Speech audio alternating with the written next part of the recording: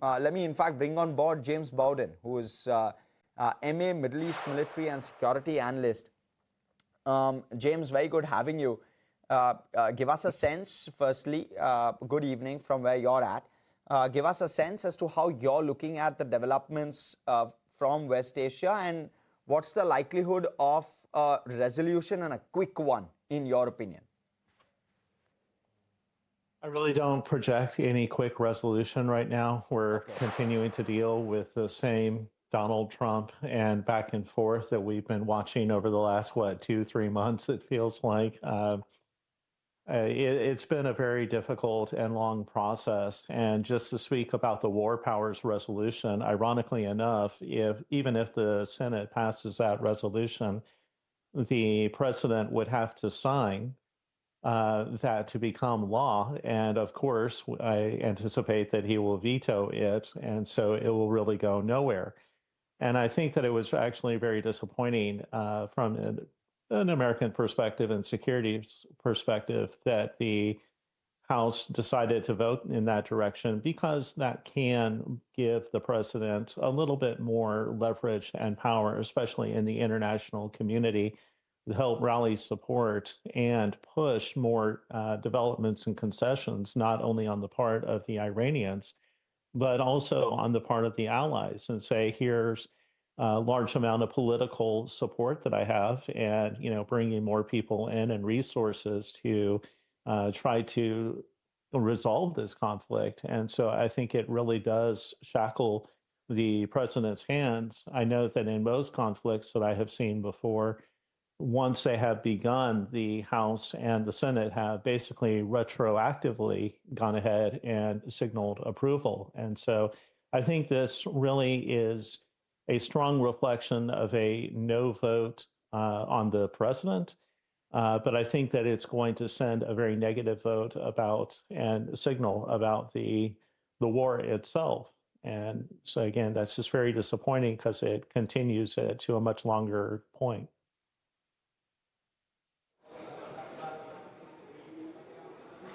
James, do you think President Trump is now stuck from a point of view that he may not be able to take aggressive actions against Iran because of the kind of curves which are coming slowly against this war?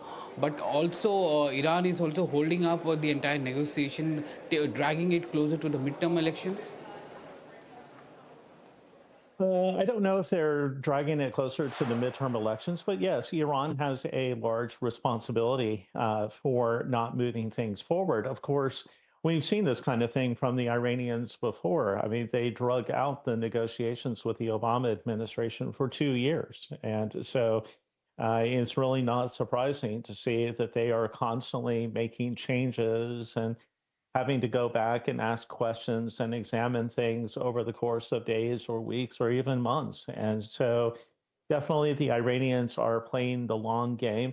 And I think that what they are doing is they're taking advantage of Trump's basic core personality that wants to focus on a diplomatic solution, because he feels like he is going to get much more out of that than out of being known as a wartime president. And so I think they're exploiting that vulnerability and that core dependency that he has on negotiations. And I think that their feeling is the longer they can keep stringing him down the road, that they will have an opportunity to rebuild their military infrastructure and be able to respond to any military moves that the president decides to eventually take, if he does decide to take them. James, how likely is it that we see a pullback maybe over the next couple of months? How likely is that, in your opinion? Because currently it's looking like a difficult proposition to fathom. Is there an out for the US from this?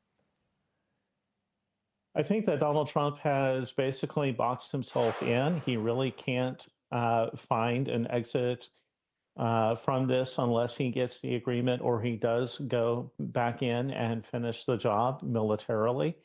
And unfortunately, I mean, I really do wish I had a crystal ball in front of me where I could look into the future and see what those developments are. But with a president who every time I watch the news or I check my sources, he's saying something new. He's got some new statement out there, and that can change from morning to evening. And so it's very difficult to see where this is going. I have been myself very frustrated and disappointed by the lack of stability and predictability. Sometimes I miss having these straight Arab on Arab fights because they usually do follow a very strong trajectory and pattern, but trying to follow what Donald Trump does is far more difficult. So, and I really apologize to anybody out there who's looking for that kind of direction or indicators. But I mean, we have seen Trump make some very sudden shifts and usually in directions that we're not anticipating. I mean, we got into this war just weeks after having all of our forces in Venezuela and in the Caribbean Ocean. And now we're hearing that there might be operations being conducted in Cuba. And so it's just everybody is all kind of watching and waiting for the latest shoe to drop, and nobody can figure out what the patterns are.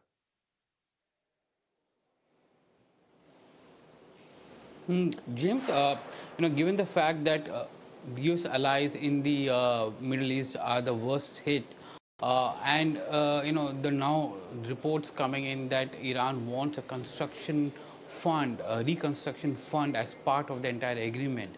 Do you think that will come through, and the Middle East allies would allow for that fund? Absolutely not. No.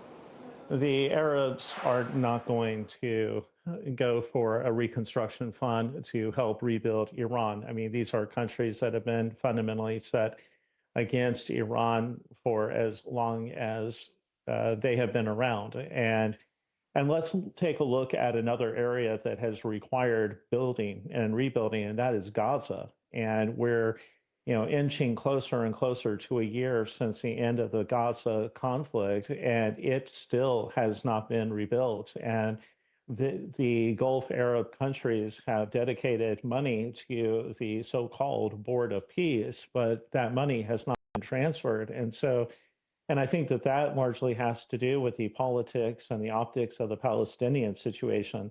And so, if we cannot get the Arab countries to invest in reconstruction in Gaza, I think it's going to be nearly impossible to get them to contribute money to Iran. I mean, remember, these are countries that have felt fundamentally threatened by Iran, and they actually threw Qatar out of pretty much out of the GCC because of their close relationship with it. So I think that it would be just impossible to get that done. And these are the kind of just very out there, very odd type of proposals that Iran routinely brings up in these negotiations, things which are obvious red lines. And so you wonder why they're even bringing this up. And this is why we always have to worry about Iran's credibility. When they say that they want negotiations, it really just seems like they're hoping that people will get bored and kind of go away and stop talking just out of a sense of frustration. James, thank you so much. This gives us much needed perspective, and you've been very candid and very independent with the thoughts that you've put out. Thanks for that. Oh, it's my pleasure. Thank you for having me. Thank you.